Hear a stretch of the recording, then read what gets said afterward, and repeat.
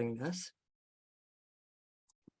So I don't think I have to introduce myself. I think everybody here knows who I am. So this is the third of our webinar series on Weeding 101. And I'm going to be turning this over to Nora in about 2 seconds. So Nora, my goodness, she's, volunteer extraordinaire with Friends of Carlington Woods, and she's also with the Wild Pollinators Wild Pollinator Partnership, pardon me. And I know she's taken, horticulture courses over the years and pollinator design with Elizabeth Gemmell at the OFNC. And so she is very well versed in her subject matter. So Nora, I am going to stop sharing my screen and I'm going to turn it over to you. So any questions, feel free to either put them in the chat, or because we've got a fairly small group, feel free to, raise your hand or unmute yourself as we go along. Okay, thank you very much, Sharon. You can see my screen now, I assume. And it's not got does it have the black thing at the bottom? I can't see a black thing at the bottom. Okay, that's fine. It's just my controls for getting off of the screen share, I guess, at one point. But I'm going to move you away. All right, here we go. So yeah, Weeding 101, it's a, tongue-in-cheek, but reference to this being a fairly introductory outline of weeds and how we can control them. And I'm going to, here we go. So what we're going to cover, basically 4 areas. What is a weed? Why we should weed? How to recognize a weed? And weed management, basically how to prevent weeds and or remove weeds. So just before I carry on, I just want to mention that in my head, I'm thinking mostly of the kind of garden I have, which is, an ornamental garden. It's not super fancy, but it's more of that genre than of a vegetable garden, for example. And I have native plantings in it.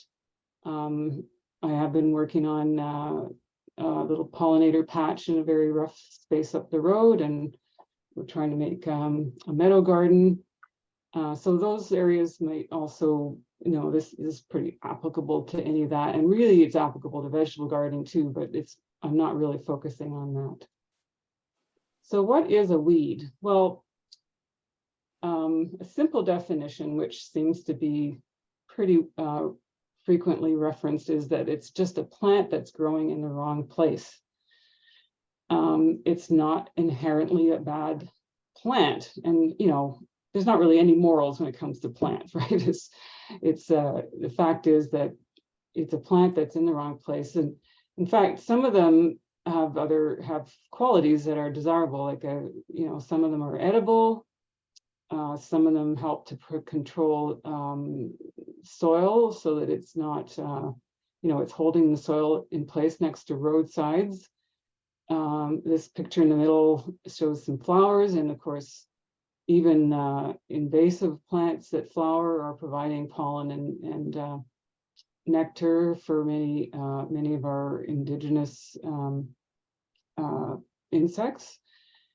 And some plants also attract beneficial insects, which refers to insects that are going to help reduce the pest insects in a garden.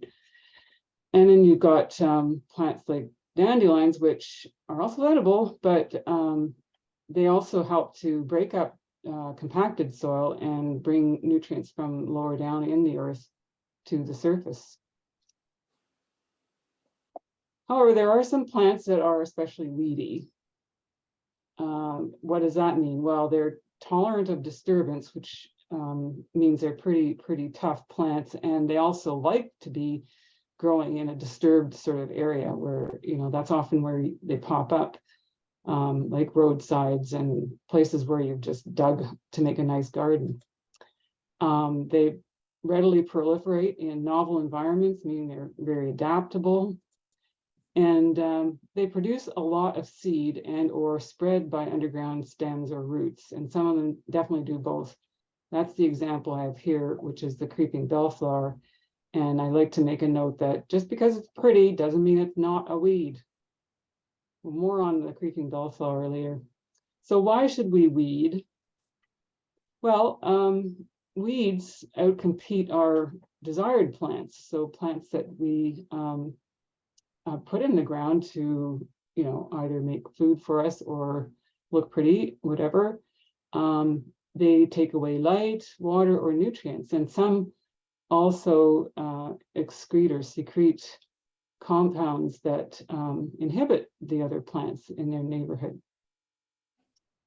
We also find sometimes that they're not attractive. That particular plant isn't attractive in the spot, or it's not fitting into the design in some way. So you might even have a desired plant that is self-seeding elsewhere in the garden. That's kind of where I'm thinking of this this aspect of something being a weed. So you like it, but it's popping up places you don't want. So those is kind of being a bit weedy. Or it could be harmful to people or pets. So poison ivy, well, it's not a common weed in people's gardens, but it does pop up sometimes. And of course, it causes a painful rash. And despite the fact that it's a native plant, by the way. Another reason we want to weed is that some of these plants are invasive, and that refers to plants that are not native, and they also spread in a way that threatens the environment, either the environment, like other many aspects of the environment, either the ability to thrive of native plants, or they also can get into farmers' fields, and that affects the economy, and they could have an impact on human health, like wild parsnip and that kind of thing. So next is, how do we recognize a weed? Well, there's no trick to this, unfortunately.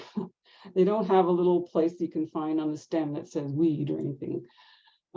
Basically, you have to get to know the plants. So one big clue is, well, it's not what I planted. Now, if you're a new gardener, you may still not really know what your plants look like, especially if it's a brand new, maybe you've moved to a new house and there's plants coming up and you don't know what they are. But with time, you get to know what's there, and you can distinguish them. But if you're putting in seeds, then you'll want to get to know what your seedlings will look like, and that way you can distinguish them. Of course, putting a mark where you planted something new is also helpful in watching through the season, and that relates to the next point too, which is you want to observe. So if you see a plant that you're not sure what it is, don't necessarily pull it out right away or cut it off, because it might turn out to be something desirable. Maybe even it's a volunteer from next door that actually is a really desirable plant.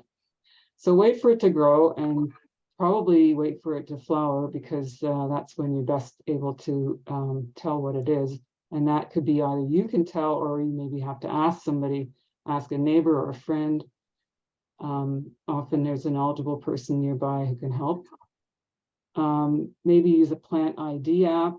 I don't know much about those, like I couldn't tell you what's the best one, but I do suggest not using iNaturalist if you're a beginner, because it doesn't really do a lot for, it doesn't give you immediate feedback on a plant you don't know.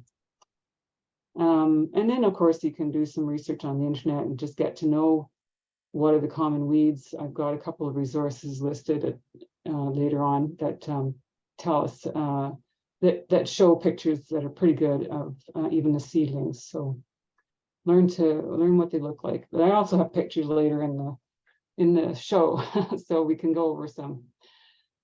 So weed control. I'm breaking this up into two sets. One is for a new garden, and one's for established garden. So in a new garden, you're in a good position, because you can start planning and design for weed control. Not many of us think of this, I'll admit. Of course, I've been in the same place for 25 years or 26 years, gardening throughout most of that time. And I no longer can plan ahead, it's been done. But if I were starting a new section or maybe taking out stuff, I could be doing something like this. So one of the things to do when you're planning is make sure you're going to put plants where they'll grow best, because they're going to be healthiest and they'll be best able to compete against any weeds that do show up. Plant closer together. This helps to outcompete the weeds. So you're sort of doing what you trying to get ahead of the weeds that are out there to compete against your good plants. Now you can go too crazy with this, but I think if you really like plants like me, you tend to want to put more in, so they end up being closer together. There's other approaches if you don't like that look, so we'll be getting to that. And also part of the planning might be to make sure you can get into your beds, reach into your beds without having to step on the soil and compressing the soil. So you have stepping stones, or you just make your bed quite narrow. It also helps make sure you don't step on your plants. So mark where you planted things, and as you're planning ahead, realize that if you've got a new garden in, it doesn't mean that once you've planted everything, you're done with gardening. You're going to have to be weeding. And so be ready for ongoing maintenance throughout the season. And that I'll give credit to Barrett for that, that point. Now, weed control in an existing garden. You'd like to start early and often. In other words, in the spring. Now, again, around compressing the soil, don't go out in your garden before it's nicely dried down, so that you can avoid compressing the soil on a wet garden, wet soil. Also, things take a little while to get going, so you don't need to rush in there. Nowadays, we're telling everybody, don't clean up your garden, wait until the temperature is above 10 degrees every day, and then you can go in. So many weeds are annuals, and if you start early and they're small, you can have less to weed later.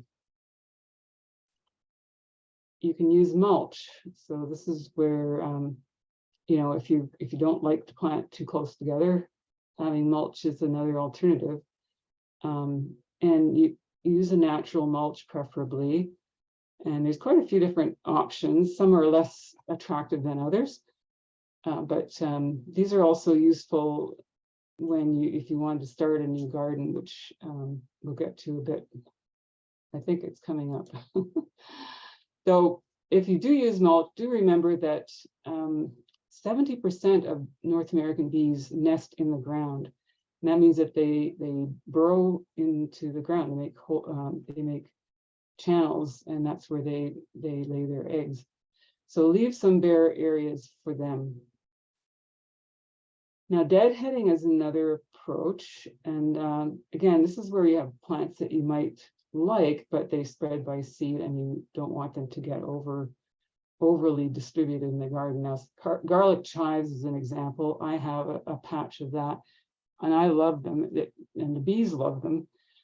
Some people wouldn't touch them with a 10-foot pole because they do self-seed. And but if you cut off the heads before those seeds start to fall, then you can control them fairly well. And the peach leaf bellflowers, another similar thing. Now, mowing is really a kind of deadheading. And in a lawn, you're not going to get, in a regular lawn, you're not going to do a lot with the mowing, because most of the plants that you that are growing besides your grass are going to stay short enough, or they're going to be hard to cut off. But in fact, if you're doing a meadow type of garden, or you're managing a road right of way, then you use mowing partly to control the invasive plants. Now, it's a tricky business to time that, so I won't get into all that.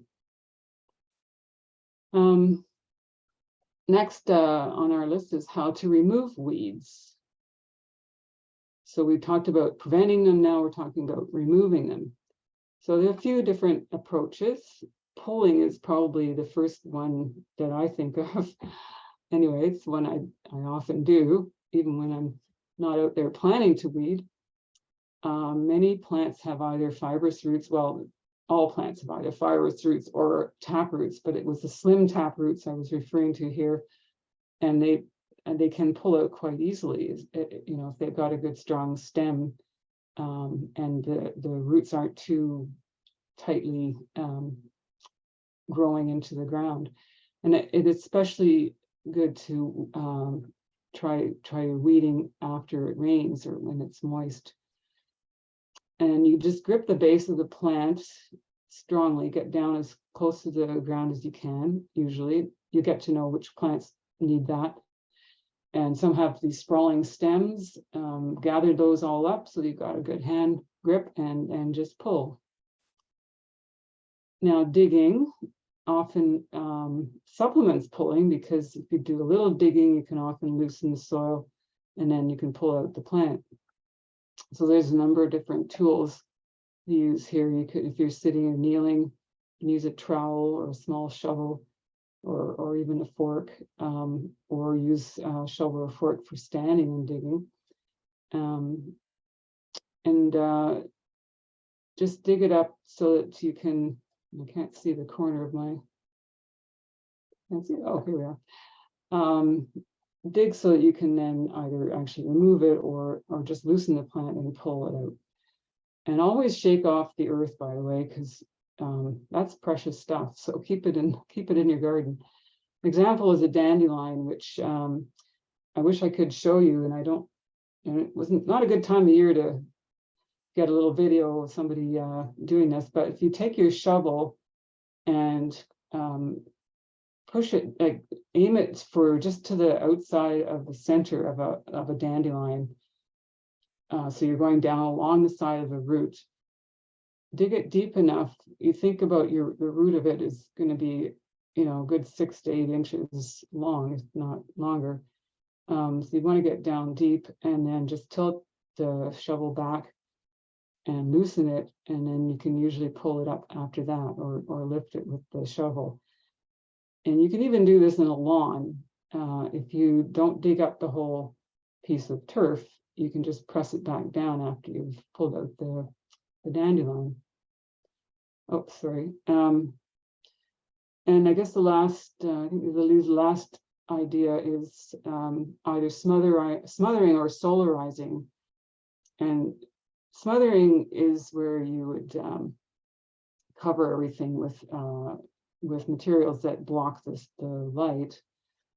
And this method, or either of these methods, are often the only choice if it's invasive plants, just because of the way invasive plants' roots will be extending so far from the above ground portion of the plant. So you'll need to cover with a thick layer of either newspaper or cardboard, or you can use heavy cloths or tarps. And if you're solarizing, what you'll use is clear plastic, which basically means that it's creating a high heat level and helping to kill the plant that way. And in each of these cases, you'll need to look at how long it's going to take and how long you have to keep that material down.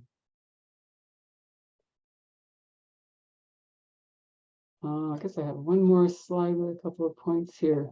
Oh yes, cut off. That means you're going to cut the plants off at the soil surface. And this method reduces the soil disturbance. In other words, you're not going to be lifting or stirring up the soil, which leads to more of the annual plants, seeds coming to the surface and getting a chance to germinate. You can use a Dutch or a diamond shuffle hoe if you're standing up to do this, or you can kneel and just cut them off with a sharp knife or shears or scissors. And especially if you're working in a small area around other plants. And this will kill annual weeds, but perennials, you'll need to do this repeatedly and fairly frequently to make sure they don't keep getting regenerated by the upper growth. And again, I'm giving Barrett credit for this, and a few other points I've made to Barrett. Thank you very much. Now, another area is weed killers. Of course, maybe some people went right to weed killers when they heard about weeding, weed control. But I don't think I've ever used chemical herbicide. Maybe once or twice when I've tried to deal with something that was really hard to get out. But largely I don't. I use mechanical methods. But there are a couple of approaches you can take where you use vinegar diluted with water, so something like 10 or 20%, if I remember correctly, and adding a couple of drops of dish soap and then spraying the plant. This will kill the upper part of the plant. So it's again it's like cutting it off. I guess it'll kill the annuals, but not the perennials. You might have to repeat the approach. If you can add salt, but it's really not recommended unless you've never planned to grow anything in that spot again, and really preferably not to use salt, just because it's the amount in our groundwater is increasing with all the salt we use every winter. But you can use a bit of boiling water in small areas or on individual weeds.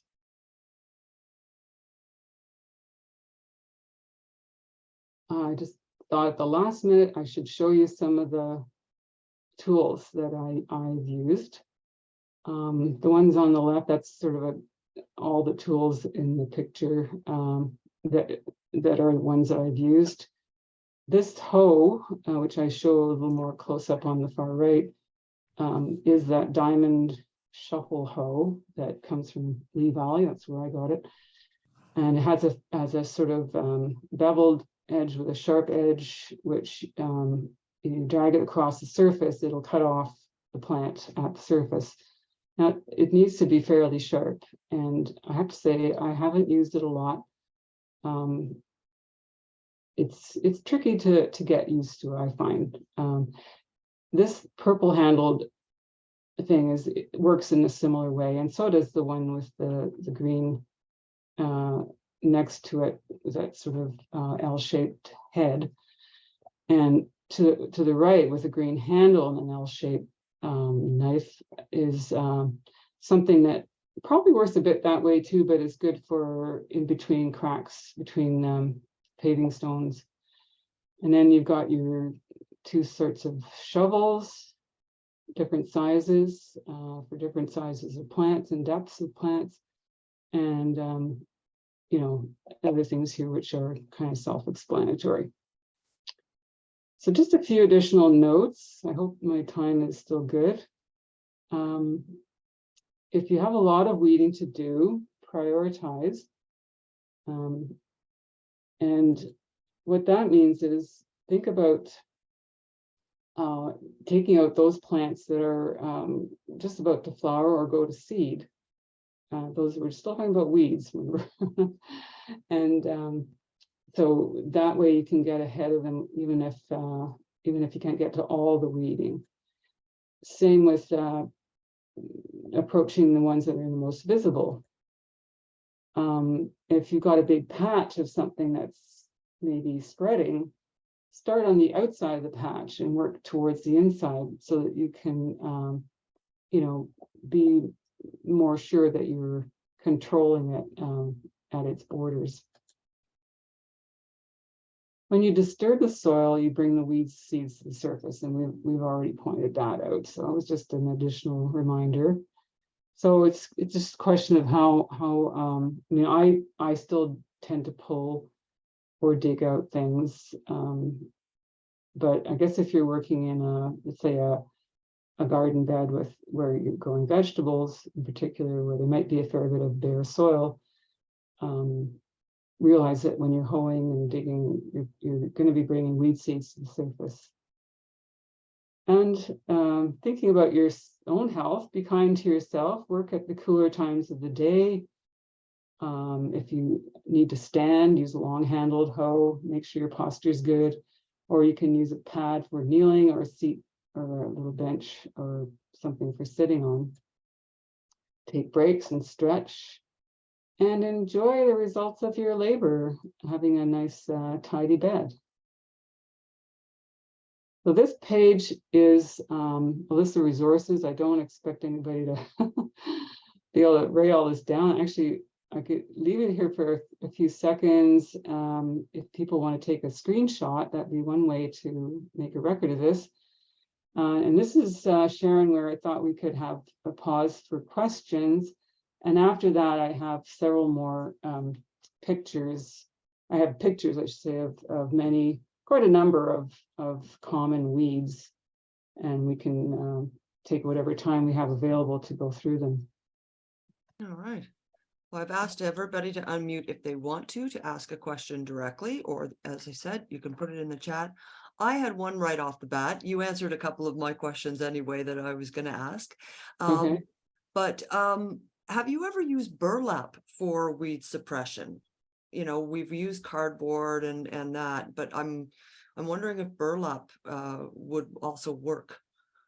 Well, I would think it would be you need a lot of layers of it. And you know, the main thing, the reason that works, those methods work, is that it blocks out the light. Yeah. So unless you know, like you need to use about 8 layers of newspaper. Oh, yeah. Okay. Yeah. So your burlap isn't going to be you know, isn't going to block out enough light, I'm afraid. Yeah. Yeah. Well, I mean, just a comment too, and I know people probably working in their own gardens, but I mean, clean your tools and clean your shoes if you're working around these things. It's so easy to spread these things, right? Yes. When you look at some of our forests and you can see the creeping bellflower and you can see periwinkle, and where did these come from, right? Yeah. So right by the Clyde patch is, you know, we took out, what was it called, yellow archangel years ago. Yes, well, it was next to a house, so I don't know if, you know, we don't know if it might have come from that house, you know. Yeah, exactly. So does anybody have a question at this stage? Did I go too fast? No, I think you were going just fine. Actually, I have one, Nora, if you don't mind. Yeah. I'm trying to, on Sunnyside, there are these rain gardens, and I'm trying to expand on that and sort of disguise some of the non-rain garden boulevards as boulevards so that the city won't mow them. And they're full of weeds. And actually, my question is, in the Clyde patch, are there any weeds that you're leaving because they're good ground cover? Well, it's an interesting question because we didn't really do much weeding to start off there. There was quite a bit of bare ground because of the nature of the soil. I mean, you know, it's not great soil.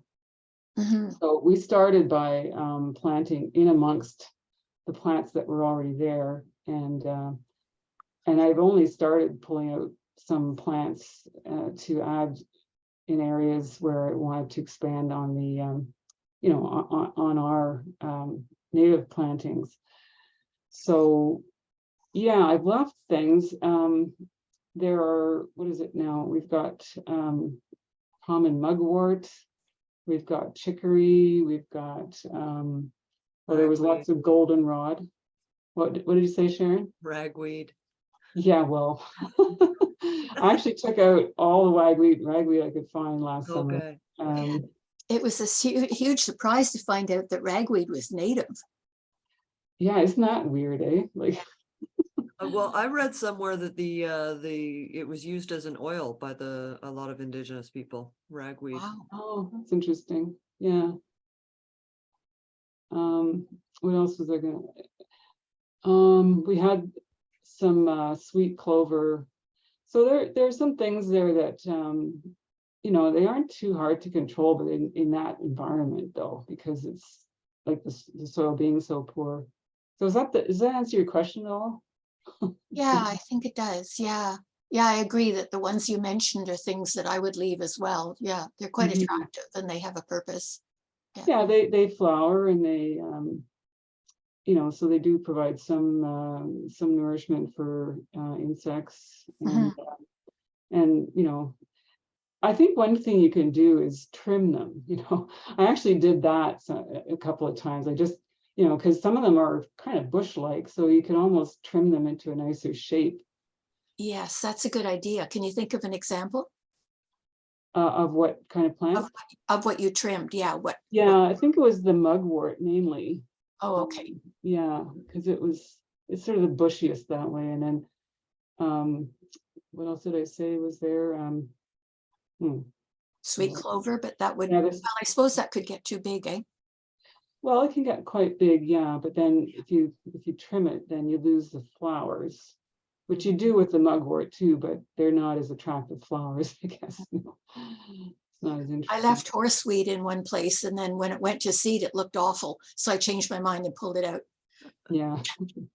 Or cut it back again. It's like a question of, what can you make it, what can you do with it, almost sculpt it or trim it in some way that gets rid of the seeds, but it still takes up space.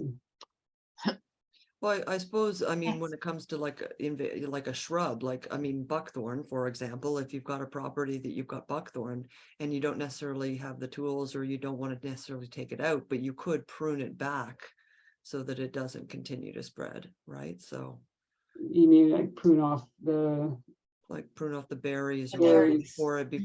before it berries. I suppose you could still get the nice flowers and have the benefit of that to any pollinators, I suppose, and then prune it at that stage. I don't know. Yeah, although it depends on the size of it, I guess. But Yeah. yeah. And Sandy, you had put in plant net. I was just wondering if anybody else here has used Oh, plant yeah, net. I stuck that in because Yeah. when we were doing the neighborhood survey, looking at trees, people found it hard to use iNaturalist on their telephone because apparently you can only put one picture into iNaturalist at a time. But with PlantNet, Elizabeth Parsons, I think, was using it, and she could take multiple pictures. Like a picture for trees, this was really important because take a picture of the bark, picture of the stem, a picture of the bud, all of that, leaf, of course. And she was pretty good at getting an ID. And I think for flowering plants, it would be even better. Yeah, that's good. I think that also is not an app that is used for sort of citizen science as well. Yes, I think so. Yeah. Yeah. The thing with iNaturalist, well, you don't get an immediate. You might find a plant you think is right. You could choose it, and then you have to wait a while for somebody to, and they may never get around to telling you if you got it right. Well, if you're really lucky, iNaturalist has a suggestion right away, and Yeah. that works. It works for bees better than it works for plants. But Oh. you have to get it to the research grade, right? So Yeah. yeah. Well, You have to wait for somebody to find it and look at it. Yeah. Yeah, if you want for that to happen, yeah. But nightshade is proving to be a real problem in my garden. Now, nightshade, I'm not really familiar with. I mean, the name is very familiar, but do you want to tell us a bit more, Susan? Sorry, because I got that through just to me that comment. Who was it? Susan Dow. Oh, okay. Now, what are we talking about? Nightshade. Does anybody else know that plant? Like Yeah, berry? it's the one, it's like a vine. There's a native one that grows low and has white flowers, but there's the one that is probably invasive, has purple flowers, climbs up on things, and it Oh, has red berries later. Do you know? bittersweet, is it? It's also known as bittersweet. In fact, I think I do have it in Oh, my. No, okay. not bittersweet. Bittersweet's different. Okay. Yeah. Well, there's deadly Related to nightshade, and potatoes and tomatoes. It's the in same. fact, you're right, and I even have a picture of that coming up. Believe it or Okay. not, somehow it just didn't click. Yeah. Yeah, I I've don't got find to. it that hard to pull out though. No, I'm the same, so I'm not sure. what the problem is, if you can pull it out. But it's good to look up, if you're having trouble with something, look it up and see what they say about the best ways to handle it. It's often important to know the nature of your plant. Like, not every weed can be treated the same way to deal with it. Like, often it is a matter of digging, but if you've got something that's invasive, it's probably got a lot of root system underground that's hard to get at, or it's something that produces a lot of seed, and it's hard to get ahead of all that seed. So it's good to check on your individual plant. So I don't know if you want to start looking at some of my pictures. Yeah, because it's Yes. it's coming up on about 8:10. So yeah, we've got about 20 minutes left. So yeah, let's go for that. Okay, sounds like fun. All right. So Another good resource for invasive plants is the Ontario Invasive Plant Council. They've got a lot of best management guides and fact sheets that are really good for some of the most common ones. sounds good. Yeah. Yeah. So I thought we should start off with our favorite, the one that everybody knows. And these, I don't have necessarily a lot of detail for each of these, but I just thought we could go through some, and if people go, oh, that thing, I always wonder what that was. So this is crabgrass, and we often see it in lawns or next to, rows, like in the cracks between the curb and the asphalt. It spreads by seed, and it's an annual. So you can pull it up or you can dig it up, but you might want to use your pre-emergent, the corn gluten meal. You could try it in the spring. As long as you're not trying to grow more grass, you may be able to slow down the growth of some of these annual plants. So the first few I've listed here, I think, are all in that kind of category, except this one, which I think is oh no, it's an annual. I just didn't mention it on here, but it is a legume, so it's one where it is kind of helping by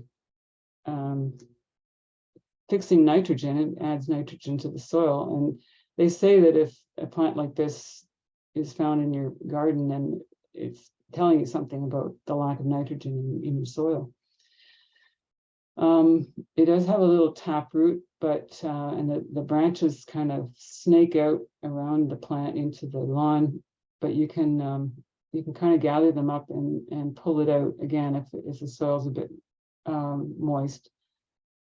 And try and do it before you see the black seed capsules, because it really spreads. You can see the capsules on here. Well, these are the flowers, but trying to see something that I'm not sure if that's one, but you tend to see it turns sort of light brown and then it goes black. This is another one that I see quite a lot in my lawn. I guess I don't have a very healthy lawn. I don't have very much lawn. I don't spend a lot of time trying to look after it, but this is the kind of weed that shows up in there. It's again an annual. It spreads by seeds, and yeah, you can pull it out. Again, it seems to me it has a bit of a taproot. Now, unfortunately, this is one of my own pictures, and I don't know why I didn't get one with the flowers on it, but I'm sure you'd recognize this. It's got a little yellow flower with, I think, 4 petals. I can't remember. And it apparently can be either annual or perennial. Common sorrel, wood sorrel, yellow wood sorrel. It's edible, but you don't want to eat a lot of it. I'm not sure what a lot is, but it's got oxalic acid in it. So It's really tasty. It's lemony. yeah, it's got a little bit of an acidic flavor. So I'm sure you can add it to a salad and it'll be fine. Plantain is also edible and is used for other medicinal purposes.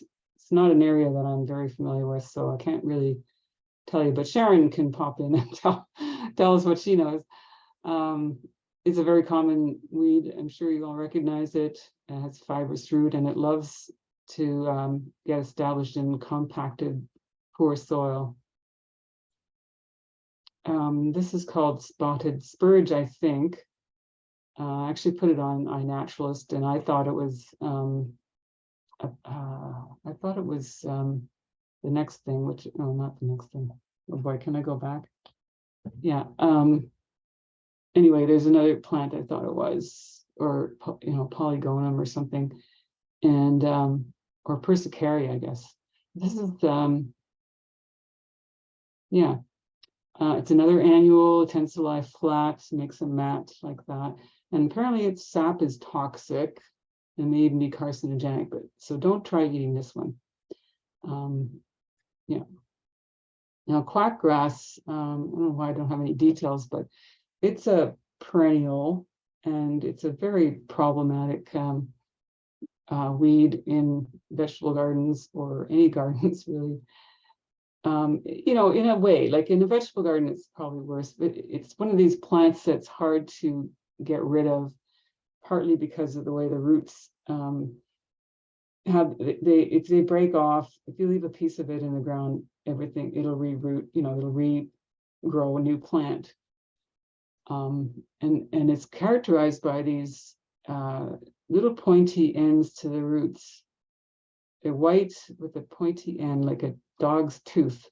I don't know why I always remember that. My mom, I think, must have said that. And so when you're digging it out, you can try and make sure you get at least a few lengths of this root, and that'll help minimize its distribution. This is a plant that I found in my garden. I didn't know what it was until this past year. And turns out it's another native that's a native wildflower called common self-heal. Apparently it is edible too, and has some potential medicinal properties. So if you see it, maybe just leave it. It blooms for quite a few months in the summer. Here's your famous ragweed. In case anybody wasn't sure, it's often that people have thought goldenrod was ragweed, and then I think this is how the story goes. Anyway, they attributed their hay fever to the goldenrod, but the ragweed is really what's doing it. Doesn't need pollinators. It spreads its pollen through the air, and so it produces massive amounts, and that's what people react to. It's easy to pull out, and it's an annual, so it's really worth it to try and eradicate it from your garden and anywhere else you see it. This is purslane, another edible, and apparently it can really take over places. It's a prolific cedar. Apparently the flowers are sort of at the bottom, like underneath the plant, and if you lift up the plant, I just learned this from reading about it, the seeds can be seen to be all around underneath the plant. If you break off a stem, it can reroot. It's also edible. When I say avoid bringing it in, I mean, that's probably the best way to control it in your garden. If you can somehow, avoid, like Sharon was saying, bring it in on your on your feet or something like that. I'm not sure how it got into my garden, but it's mostly in some raised beds I have on my carport roof.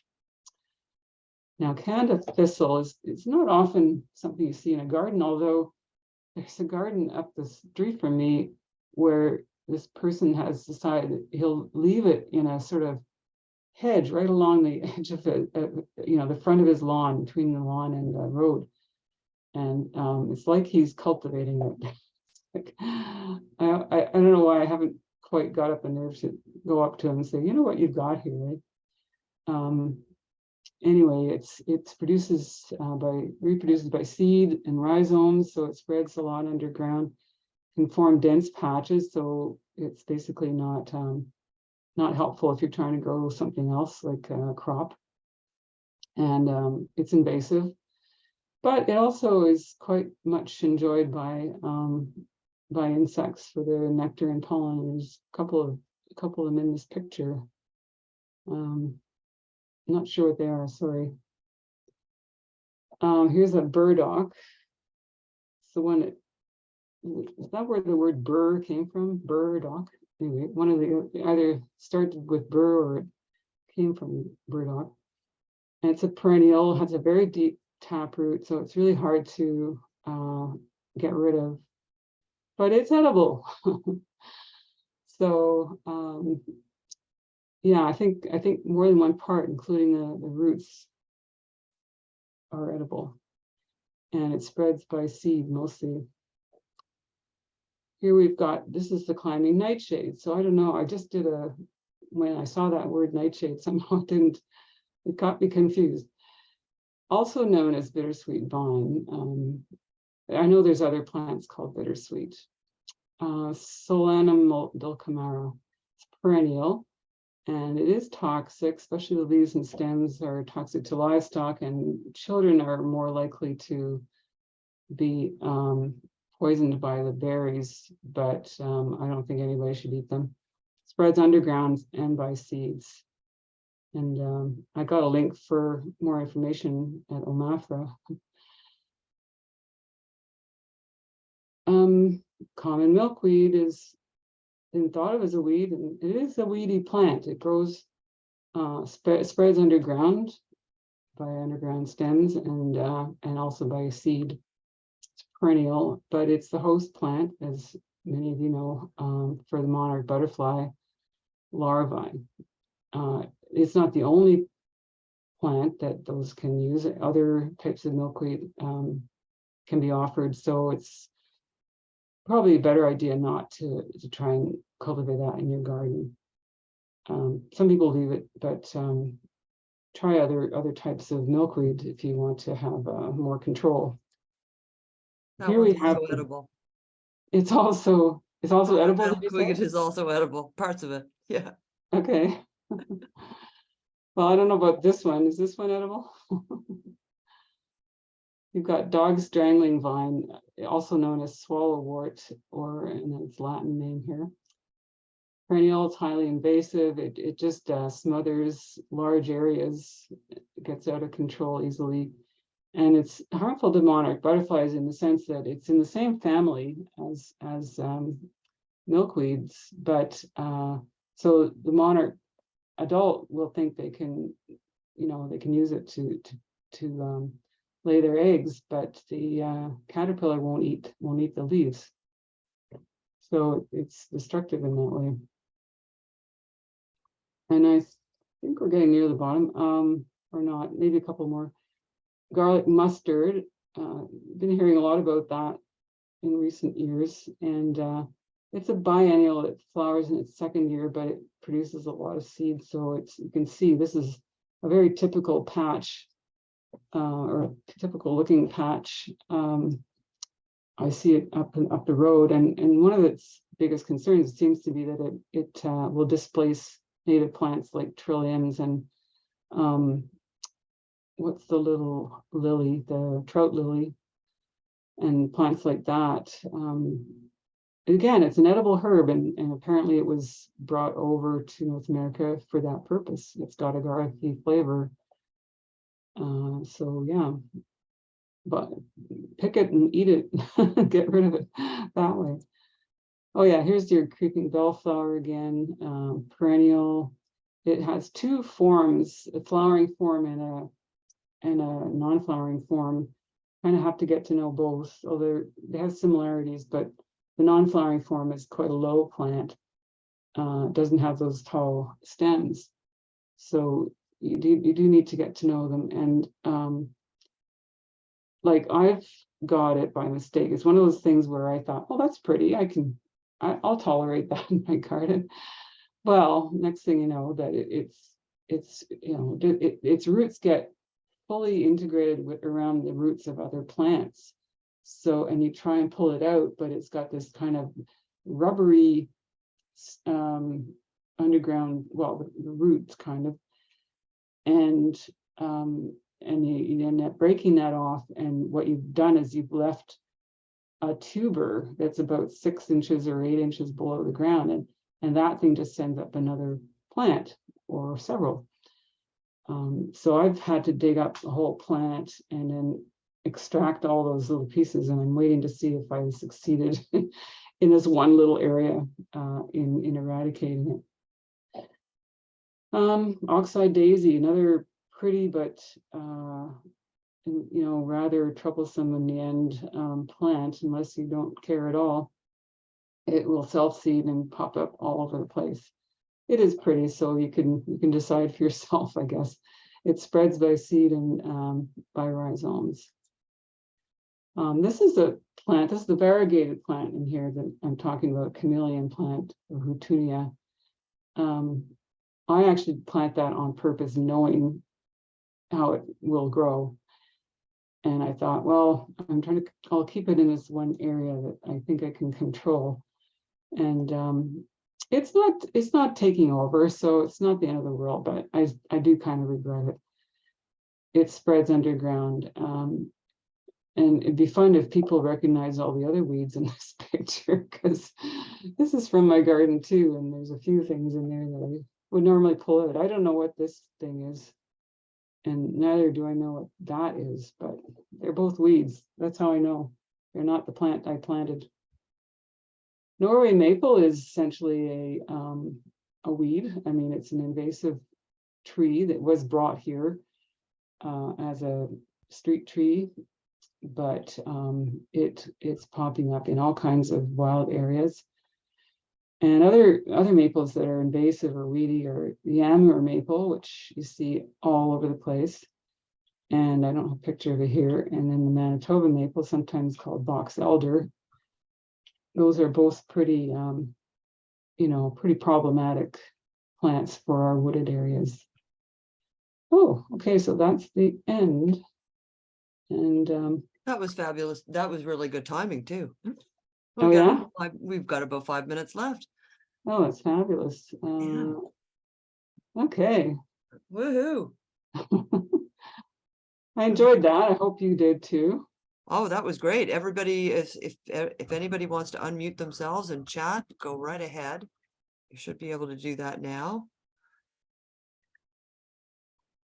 I guess the person who asked the question that had left, maybe when we. Oh, Susan, yeah, I'm not sure. I don't see her up here.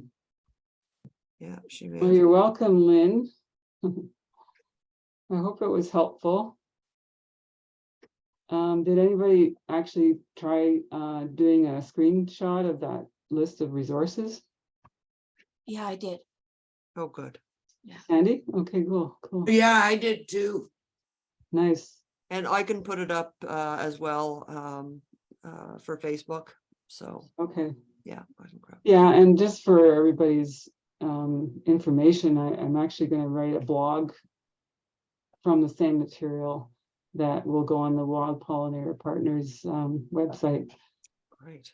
I thought I could do that in the next couple of days, but I think I need a little rest. And I did another fairly substantial piece of work before this one. And so I'm not sure exactly when you'll get it, Sandy, but I'll work on it soon. That's okay, no hurry. Okay. Thanks, Nora. Oh, you're welcome. Sorry, I have somebody horning in on my. Yeah, I see that. That's okay. He's okay. He's pretty attractive. All right. Yeah, and some of these resources are fabulous. So yeah, we'll put up the resources as well. We'll make sure that those are available. And yeah.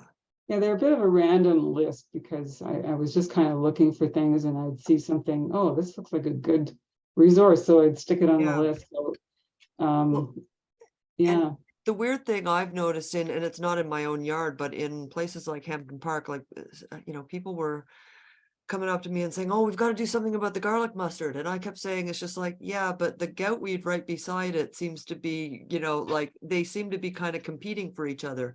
And because it's a biennial, it was just like, well, one year the garlic mustard was bad. The next year the goutweed was bad. And then I also noticed, I think this past summer, I think bedstraw is a native plant. It was starting to climb up over burdock. So it's just like, oh, smart. Now we don't have to necessarily worry about this burdock if we've got a native one sort of coming to our rescue with this. So I don't know, it's like in that Yeah. case, it's just like I said, just leave them both there. They'll just compete each other out. Yeah, I think we need to know where to put our efforts, right? And Yeah. the physical work of removing large swaths of invasives, and as you know, Sharon. Yeah. Actually, is- funny, I subscribed to a newsletter called This Week in Botany, and there was a notice in it this week about Chinese scientists who are trying to use parasitic plants to combat invasives. And I thought, holy cow, because a couple of years ago, I found tons of daughters down at Brewer. Now, unfortunately, daughters doesn't seem to survive. It doesn't seem to be very resilient. You see it and then the next year it's gone.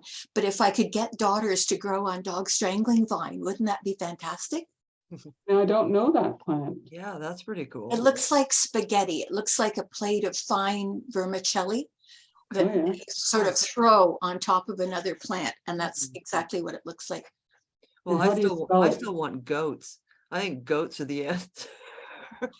Goats died when they tried to feed dog strangling vine to them. Oh, really? Yeah, I don't think they Weird. let them die, but they got That's like quite one sick. of the few things that they can't eat then. Yeah. Wow. Now, how do you spell daughters? Daughters, Dodders. Okay, That's I'll cool. have to look into that. Cuscuta or something, I think. It's also called scaldweed. The one that at Brewer was identified as scaldweed Huh. by naturalist. Oh, yeah. There's so many plants out there.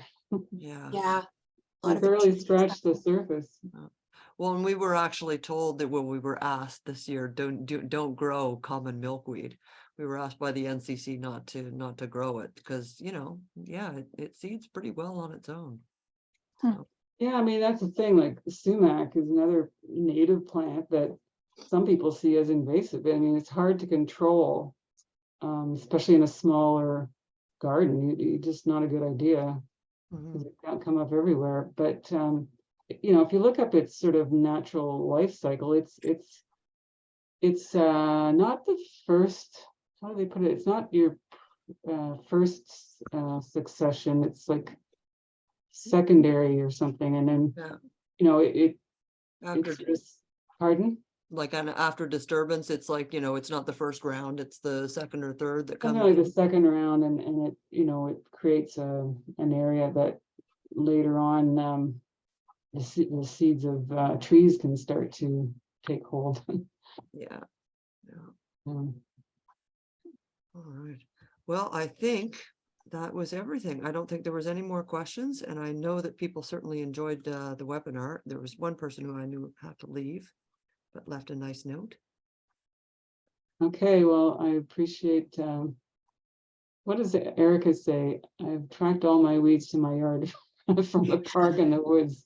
Oh, yeah. Dog more so, yeah, I get it. I just eat my weeds. I have a weed box out back where I keep them in a nice little box where I can eat them. Well, actually, that reminds me of one other thing is don't put your weeds in the compost. Like if it's roots or seeds, definitely don't. Yeah, I hear that. I had a huge mass of roots in my compost once, and I had to get at it with basically a saw to get through it. And yeah, it was pain. Hmm. All right. You live and learn. Well, thanks very much, everyone. And yeah, this will be up on our YouTube channel in about a week's time. So, and next week we have Pollinator Pals coming with two Ottawa U entomology grad students, Susan Gordon and Lydia Wong. So we're going to hear all about insects next week. Sounds great. And Nigel says good night. Thank you.